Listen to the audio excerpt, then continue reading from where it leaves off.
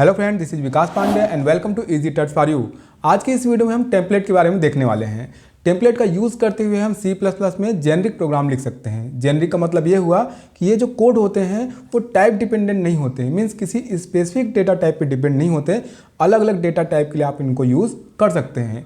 एक एग्जांपल के लिए अगर मैं कोई फंक्शन लिखता हूं जैसे कि सॉर्ट, और हमको अलग अलग प्रकार के डेटा टाइप्स यहाँ पे सॉर्ट करने हैं या फिर अलग अलग प्रकार के डेटा यहाँ पे सॉर्ट करने हैं जिनके टाइप अलग अलग हैं, तो यहाँ पर क्या होगा कि हम अलग अलग कोड लिखेंगे अलग अलग टाइप के लिए। लेकिन अगर हम टेम्पलेट का यूज़ करें तो हम एक ही कोड लिखेंगे जिसको अलग अलग टाइप के लिए हम यूज़ कर सकते हैं। क्योंकि इस तरह से हम टेम्पलेट का यूज़ करते हुए जेनरिक क्लासेस या फिर जेनरिक फंक्शन लिख सकते हैं जो कि फंक्शन टेम्पलेट या फिर क्लास टेम्पलेट होता है। तो इसको हम प्रोग्राम से समझेंगे किस तरह से हम टेम्पलेट लिख सकते हैं, किस तरह से उसको हम यूज़ कर सकते हैं। तो चलिए एक प्रोग्राम बनाकर इसको समझ लेते हैं।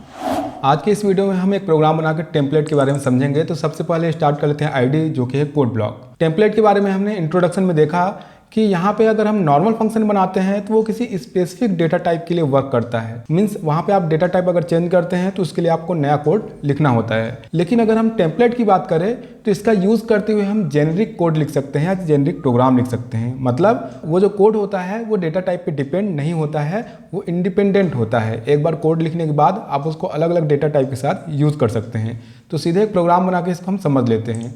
तो सबसे पहले एक फाइल यहाँ पर लिखते हैं, सेव कर लेते हैं प्रोग्राम। यहाँ मैं नाम लिखता हूँ template .cpp has include iostream। यहाँ पे सबसे पहले हम एक नॉर्मल फंक्शन बनाते हैं जिसको हम रिप्लेस करेंगे टेम्पलेट से। तो यहाँ पे यूजिंग नेम स्पेस और नेम स्पेस होगा std। तो यहाँ पर एक नॉर्मल फंक्शन बनाता हूँ मैं जो कि सिंपली 2 नंबर ऐड करेगा और उसको रिटर्न करेगा। तो उसके लिए हम 2 आर्गूमेंट यहाँ पे लेंगे इंटीजर टाइप के, इंट x और इंट y। तो फंक्शन के बारे में सबसे पहले आपको बेसिक जानना जरूरी है। अगर आप नहीं जानते तो आप पिछली वीडियो में जाके सबसे पहले फंक्शन समझ लीजिए। तो यहाँ पे सिंपली हम क्या करने वाले हैं, 2 नंबर हमको इस फंक्शन में मिलेगा जिसको हम रिटर्न करेंगे ऐड करके। तो रिटर्न स्टेटमेंट में यहाँ पर x प्लस y। तो ये बहुत ही सिंपल फंक्शन है। 2 नंबर हमको एज ए आर्गूमेंट यहाँ पे मिलेगा x y, जिसको हम ऐड करके रिटर्न करेंगे। तो जो भी फंक्शन को कॉल करेगा वहाँ पर उसका एडिशन रिटर्न होगा। अब बनाते हैं इंट मेन। तो यहाँ पे सिंपली हम फंक्शन कॉल करते हैं, सीधे सीधे यहाँ पे आउटपुट के लिए लिखते हैं cout और एक मैसेज लिखते हैं यहाँ पे एडिशन, और यहाँ पे फंक्शन कॉल करते हैं। फंक्शन हमको रिटर्न करेगा। तो यहाँ पर फंक्शन कॉल करते हैं ऐड, और यहाँ पे 2 आर्गूमेंट देना होगा, तो 100, 200। तो यहाँ पे जो भी आउटपुट आएगा वो रिटर्न होगा, मतलब स्क्रीन पे प्रिंट होगा। और आउटपुट में थोड़ा सा स्पेस हो उसके लिए हम यहाँ पे यूज़ करेंगे cout न्यू लाइन। लास्ट यहाँ पे लिखेंगे रिटर्न 0। सेव करते हैं और रन कराते हैं इसको प्रोग्राम को। आउटपुट में आप देखेंगे हमने ऐड फंक्शन कॉल किया है और आर्गूमेंट दिए हैं 100 और 200, और आउटपुट आया हुआ यहाँ पे जो रिटर्न है वो है 300। ऐड करके उसको रिटर्न किया है। तो ये हुई इंटीजर वैल्यू। अगर हम इस फंक्शन को फ्लोट वैल्यू के साथ यूज़ करना चाहेंगे तो भी हमको इंटीजर आउटपुट ही मिलेगा, क्योंकि हमने यहाँ पे इंटीजर एज आर्गूमेंट लिया है। अगर हम यहाँ पे लिखते हैं 20.5 और दूसरा भी फ्लोट कर लेते हैं 30.9, तो फिर से रन कराएंगे तो आउटपुट जो आएगा वो इंटीजर में ही आएगा। तो आउटपुट आप देखेंगे 20 + 30 50 आया हुआ है। फ्लोट वैल्यू यहाँ पर यूज़ नहीं हुई है। तो इसके लिए अगर आपको फ्लोट के साथ काम करना है तो फिर यहाँ पर आपको नया कोड लिखना होगा फ्लोट आर्गूमेंट के साथ और रिटर्न के साथ, या फिर इसी कोड में आपको चेंज करना होगा। तो यहाँ पर ये डेटा टाइप पे डिपेंडेंट है। जबकि अगर हम यहाँ पे टेम्पलेट बनाते हैं तो अलग अलग डेटा टाइप के साथ हम काम कर सकते हैं, हमको अलग अलग बार बार कोड नहीं लिखना होगा। यहाँ पर अगर हम स्ट्रिंग पास करना चाहें तो यहाँ पे एरर आ जाएगा, स्ट्रिंग बिल्कुल एक्सेप्ट नहीं करेगा। तो इसलिए हम यहाँ पे टेम्पलेट का यूज़ करते हैं। तो टेम्पलेट का जो सिंटेक्स है वो स्क्रीन पे आपको दिखाई दे रहा है। जब आप टेम्पलेट बनाएंगे तो आप टेम्पलेट और टाइप नेम ये 2 कीवर्ड यूज़ करेंगे। तो सबसे पहले हम यहाँ पे जहाँ भी फंक्शन लिखना चाहते हैं तो फर्स्ट लाइन पे लिखेंगे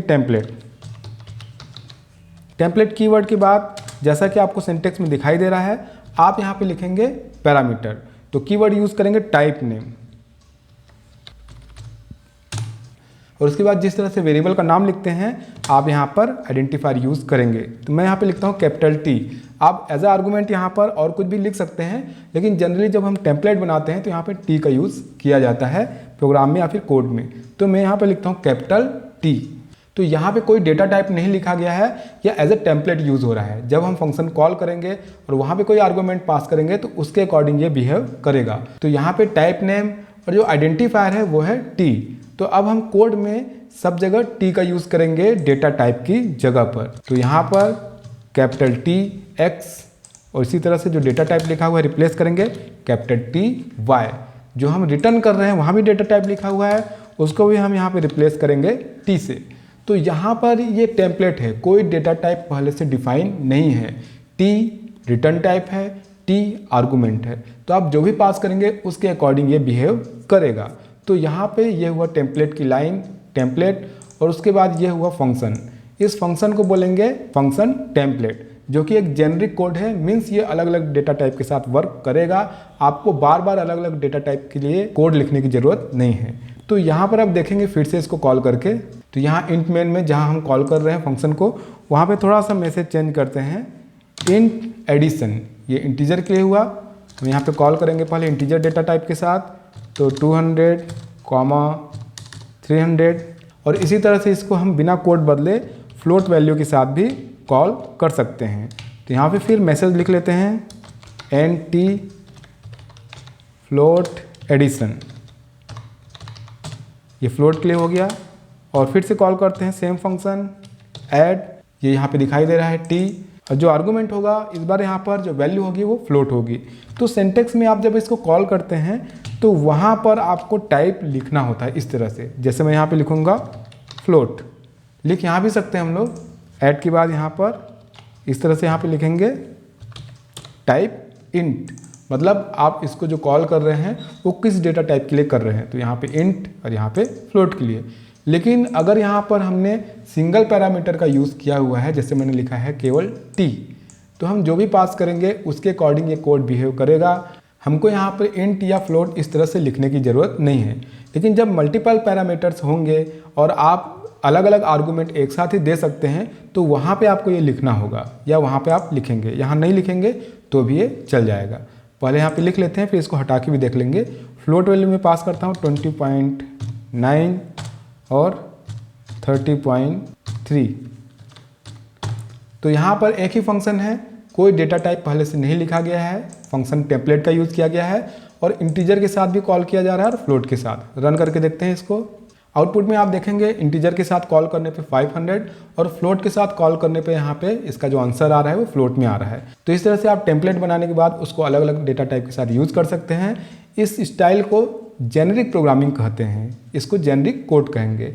तो यहाँ पर आप सिंपली अगर चाहे तो स्ट्रिंग भी यूज़ कर सकते हैं। मैं स्ट्रिंग वैल्यू बना लेता हूँ, क्योंकि स्ट्रिंग कॉन्केटनेशन में प्लस ऑपरेटर का यूज़ करके हम ऐसा कर सकते हैं। तो यहाँ पे स्ट्रिंग भी यूज़ हो जाएगा। तो स्ट्रिंग भी बना लेते हैं, स्ट्रिंग str1, और यहाँ पे स्टोर कराते हैं C++। फिर एक बनाते हैं स्ट्रिंग str2, और यहाँ पे स्टोर करते हैं प्रोग्रामिंग। तो यहाँ पे जब ये एक साथ ऐड होगा तो उसके लिए थोड़ा सा स्पेस यहाँ पर लिख लेते हैं ताकि स्पेस रहे। तो हमने यहाँ पे दो स्ट्रिंग बनाए हैं, str1 और str2। तो इसको भी हम एज ए आर्गूमेंट यहाँ पास कर सकते हैं और इसको यूज़ कर सकते हैं, क्योंकि हमने यहाँ पे टेम्पलेट बनाया हुआ है। तो फिर यहाँ पर मैसेज लिख लेते हैं, और ये होगा स्ट्रिंग कॉन्केटनेशन। तो स्ट्रिंग फंक्शन कॉल करते हैं ऐड, और जैसा कि मैंने आपको बताया आपको यहाँ पे लिखने की ज़रूरत नहीं है, ऑटोमेटिकली ये इसको डिटेक्ट करेगा, क्योंकि सिंगल पैरामीटर हम यहाँ पर यूज़ कर रहे हैं। मल्टीपल पैरामीटर भी हम यूज़ कर सकते हैं, उसको मैं अभी बताऊंगा, नेक्स्ट हम देखेंगे। तो ऐड, और यहाँ पे स्ट्रिंग पास करते हैं। हमारे पास दो स्ट्रिंग है, str1, str2। तो यहाँ पे अलग अलग डेटा टाइप हम यूज़ कर रहे हैं। फर्स्ट इंटीजर है, फिर यहाँ पे फ्लोट है, ये स्ट्रिंग है। फिर से रन कराते हैं प्रोग्राम। तो प्रोग्राम में देखेंगे एक ही फंक्शन हमने लिखा हुआ है, जो कि फंक्शन टेम्पलेट है, उसको इंटीजर के साथ यूज़ किया है, फ्लोट के साथ यूज़ किया है, और लास्ट में फिर स्ट्रिंग के साथ भी यूज़ किया है। C++ प्रोग्रामिंग यहाँ पे आउटपुट आ रहा है। तो इस तरह से ये जेनरिक कोड है जहाँ पर एक बार कोड लिखने के बाद अलग अलग डेटा टाइप के साथ इसको हम यूज़ कर सकते हैं। अभी हमने यहाँ पे सिंगल पैरामीटर का यूज़ किया है, तो आप जो दोनों पैरामीटर देते हैं वो इंटीजर है या फिर फ्लोट है या फिर दोनों स्ट्रिंग है। लेकिन अगर आप चाहते हैं कि यहाँ पे जो दो पैरामीटर हम पास कर रहे हैं वो अलग अलग डेटा टाइप भी हो, तो आपको यहाँ पर अभी आपने सिंगल पैरामीटर का यूज़ किया है, आपको मल्टीपल पैरामीटर का यूज़ करना होगा। तो देख लेते हैं मल्टीपल पैरामीटर का यूज़ करके कैसे प्रोग्राम हम लिख सकते हैं टेम्पलेट का। तो यहाँ पे पहली बार जब हमने कॉल किया है दो इंटीजर के साथ, यहाँ पे थोड़ी सी चेंजेस करके देख लेते हैं। अगर मैं यहाँ पे रखता हूँ एक रखता हूँ इंटीजर और दूसरी वैल्यू यहाँ पे रखता हूँ फ्लोट, और उसके बाद इसको रन करा के देखते हैं। तो जैसे हम रन कराएंगे आप एरर देखेंगे, लिखा हुआ है no matching function for call. तो यहाँ पे जब हमने टेम्पलेट लिखा है तो हमने सिंगल पैरामीटर का यूज़ किया हुआ है टी, और उसी टी को पूरे प्रोग्राम में रिटर्न के लिए, आर्गूमेंट के लिए, सबके लिए यूज़ किया है। तो आप एक ही प्रकार का डेटा टाइप तो पास कर सकते हैं, लेकिन दो अलग अलग प्रकार के डेटा टाइप यहाँ पर आर्गूमेंट में यूज़ नहीं कर सकते। अगर आप ऐसा करना चाहते हैं तो आपको मल्टीपल पैरामीटर का यूज़ करना होगा। तो यहाँ पे जैसे हम वेरिएबल बनाते हैं एक से अधिक तो कॉमा का यूज़ करते हैं, यहाँ आप पैरामीटर ऐड कर सकते हैं कॉमा का यूज़ करके। तो देख लेते हैं कैसे उसको एडिट करेंगे। टाइप नेम एक डेटा टाइप के लिए हम यूज़ करते हैं T1 कॉमा, और दूसरे के लिए फिर यूज़ करते हैं हम दूसरा पैरामीटर टाइप नेम T2। तो यहाँ पे अब हो गया दो पैरामीटर T1 और T2। तो इसके अकॉर्डिंग हम दो अलग अलग प्रकार के डेटा टाइप यूज़ कर सकते हैं। अब तो यहाँ पर पूरे कोड में भी चेंजेस करना होगा।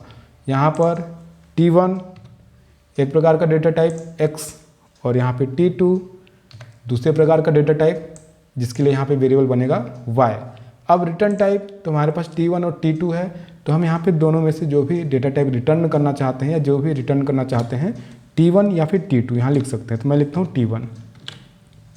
अब कोड के अकॉर्डिंग आप टेम्पलेट देखेंगे तो यहाँ पे दो पैरामीटर है जिसका कोड में यूज़ किया गया है T1 X और Y, यानी दो अलग अलग प्रकार का डेटा टाइप हम यूज़ कर सकते हैं कॉल करते समय, और ये रिटर्न करेगा यहाँ से T1। तो इसलिए यहाँ पर अब अगर हम चाहें तो अलग अलग प्रकार के आर्गूमेंट यूज़ कर सकते हैं। जैसे हमने यहाँ पे लिखा है इंटीजर और दूसरा लिखा है फ्लोट। तो यहाँ पर ये कोड रन करके देखते हैं। अगर आप आउटपुट को ऑब्जर्व करेंगे तो टेम्पलेट किस तरह से वर्क कर रहा है उसको आप समझ पाएंगे। इंटीजर एडिशन में आप देखेंगे 230 आया हुआ है, जो कि आउटपुट यहाँ पर इंटीजर में ही है, क्योंकि जब हमने कॉल किया फंक्शन तो पहली वैल्यू हमने पास किया 200 जो कि इंटीजर है, और इंटीजर ये यूज़ हो रहा है T1 की जगह T1X जो कि इंटीजर है, और रिटर्न हमने किया है T1। तो यहाँ पे आउटपुट T1 मीन्स इंटीजर ही रिटर्न करेगा।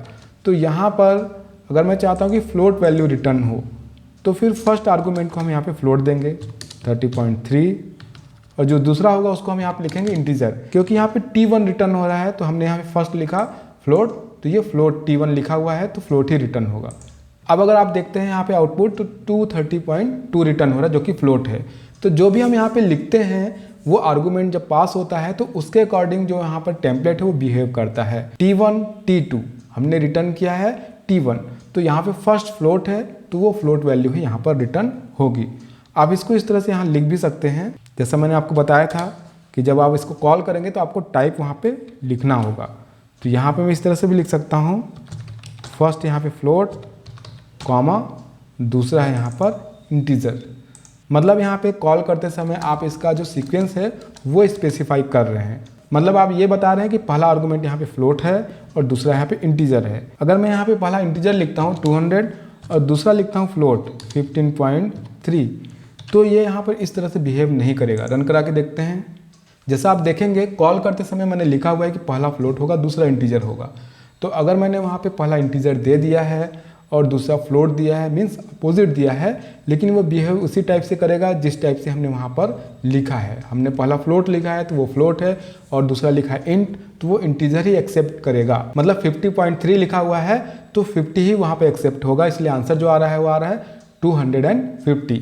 तो इस तरह से आप यहाँ पे स्पेसिफाई कर सकते हैं उसका सीक्वेंस। वैसे इसको अगर हम नहीं लिखते हैं तो जिस तरह से आर्गूमेंट पास करेंगे उसके अकॉर्डिंग ये टेम्पलेट यहाँ पर बिहेव करेगा। तो इस तरह से हम टेम्पलेट बनाते समय मल्टीपल पैरामीटर का यूज़ कर सकते हैं, जिसके साथ ही हम जब फंक्शन को कॉल करेंगे तो एक साथ अलग अलग आर्गूमेंट भी लिख सकते हैं। जैसे यहाँ पे देखेंगे स्ट्रिंग में देखते हैं अब, तो स्ट्रिंग में यहाँ पर दोनों ही स्ट्रिंग है जो कि C++ टाइप का है। पहले हमने C++ और C स्टाइल स्ट्रिंग देखा हुआ है। C स्टाइल स्ट्रिंग कैरेक्टर का अरे होता है। तो यहाँ पर एक स्ट्रिंग है ये str, और दूसरा अगर हम चाहें तो यहाँ पे इसका टाइप चेंज कर सकते हैं। दूसरा, इस तरह से हम कैरेक्टर अरे ले सकते हैं, डायरेक्ट स्ट्रिंग यहाँ पे लिख सकते हैं। मैं यहाँ पे लिख सकता हूँ प्रोग्रामिंग, तो ये एक्सेप्ट करेगा क्योंकि यहाँ पर हमने 2 पैरामीटर का यूज़ किया है। अगर यहाँ पे सिंगल पैरामीटर का यूज़ करते तो ये एक्सेप्ट नहीं करता। एक बार रन करा के देखते हैं इसको। आंसर आप देखेंगे, फर्स्ट यहाँ पे C++ टाइप का स्ट्रिंग है str1, जबकि दूसरा हमने सीधे सीधे स्ट्रिंग लिखा हुआ है C स्टाइल स्ट्रिंग, जो कि यहाँ पे एक्सेप्ट हुआ है क्योंकि टेम्पलेट बनाते समय हमने 2 पैरामीटर का यूज़ किया है, 2 अलग अलग डेटा टाइप के लिए। यहाँ पे इंपॉर्टेंट यह है कि हमने एक बार कोड लिखा है और उसको फिर अलग अलग डेटा टाइप के साथ हम यूज़ कर पा रहे हैं, जबकि नॉर्मल फंक्शन में ऐसा नहीं होता। अलग अलग डेटा टाइप के लिए आपको अलग अलग कोड लिखना पड़ता है। तो यहाँ पे सिंगल कोड के साथ हम इसको यूज़ कर सकते हैं। इस स्टाइल को जेनरिक प्रोग्रामिंग कहते हैं। तो ये फंक्शन टेम्पलेट है। इसी तरह से हम क्लास के लिए भी इसको लिख सकते हैं, जिसको क्लास टेम्पलेट कहते हैं। अगले नेक्स्ट वीडियो में हम क्लास टेम्पलेट के बारे में समझेंगे। तो आज की इस वीडियो में हमने टेम्पलेट के बारे में समझा। आगे हम इसी तरह से और भी इंपॉर्टेंट वीडियोस देखेंगे। आज के लिए इतना ही, मिलते हैं नेक्स्ट वीडियो में। तब तक के लिए बाय।